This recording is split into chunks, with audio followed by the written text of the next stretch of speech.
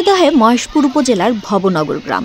সর্বত্র চোখে পড়ে শত শত বিরল প্রজাতির কালোমুখ হনুমান, যারা আপন মনে ঘুরে বেড়াচ্ছে যেখানে সেখানে। এক সময় হনুমানের খাবারের সংকট না থাকলেও গাছপালা কেটে ফেলায় খাবার সংকটে পড়েছে। এ কারণেই হনুমানগুলো লোকালয়ে ঢুকে পড়ছে, আবার কেউ কেউ চলে যাচ্ছে অন্যত্র। গ্রামবাসী জানায়, ক্ষুধার যন্ত্রণায় দল বেঁধে নষ্ট করছে বিভিন্ন ফসলের ক্ষেত, হামলা করছে বাড়িঘরেও। অনেক সময় দেখা যায় যে খেতে খামারে খুব অত্যাচার করে, অনেকে মানুষের বাড়িতেও অত্যাচার করে। এদের এই অল্প খাবার বাজেটে কিছুই হয় না। আমি কর্তৃপক্ষকে জানাবো যে এদের খাওয়ার জন্য আরেকটু বেশি বাড়ায় দেয়। হনুমান প্রায় শত বছর থেকেই ভবনগর আছে। ক্ষয়ক্ষতি করা সত্ত্বেও এরা ওই বন্য প্রাণী থেকে খুব ভালোবাসে। বিভিন্ন এলাকা থেকে মানুষ দেখতে আসে। এটা হনুমানগুলোর জন্য একটি অভয়ারণ্য তৈরি করলে ভালো হয়, তাহলে এলাকার চাষিরা ক্ষতির হাত থেকে বাঁচবে।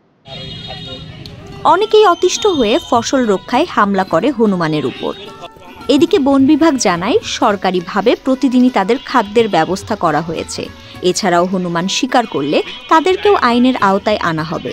Double million offer Walton fridge কিনে পেতে পারেন 20 লক্ষ টাকা, রয়েছে কোটি কোটি টাকার নিশ্চিত উপহার। 15 বছর যাবত এই হনুমানগুলো নিয়ে কাজ করে আসছি। সরকারিভাবে বর্তমানে 4 বছর যাবত এদের খাদ্যের বরাদ্দ হয়েছে। এই খাদ্যের তালিকায় আছে 15 কেজি পাকা কলা, 2 কেজি সবজি, 2 কেজি রুটি, 2 কেজি খোসা সহ কাঁচা বাদাম। শ্যামপুর ভবনগর ইউনিয়নে যে হনুমানগুলো আছে, দীর্ঘদিন ধরে আছে, এটা বংশ পরম্পরা, এখন তাদের সংখ্যা অনেক বৃদ্ধি পেয়েছে।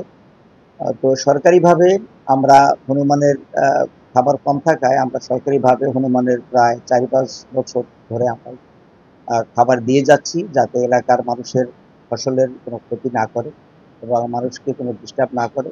সেই জন্য আমরা সামগ্রিকভাবে ব্যবস্থা নিচ্ছি এবং পর্যায়ক্রমে আমরা এই খাবারটা আরও বাড়ানোর জন্য আমরা চেষ্টা করছি। বর্তমানে এই গ্রামে 2 শতাধিক কালোমুখ হনুমান আছে, তবে এই সংখ্যা আগে দ্বিগুণেরও বেশি ছিল। এদের রক্ষণাবেক্ষণে সরকার আরও উদ্যোগী হবে বলে মনে করেন স্থানীয়রা।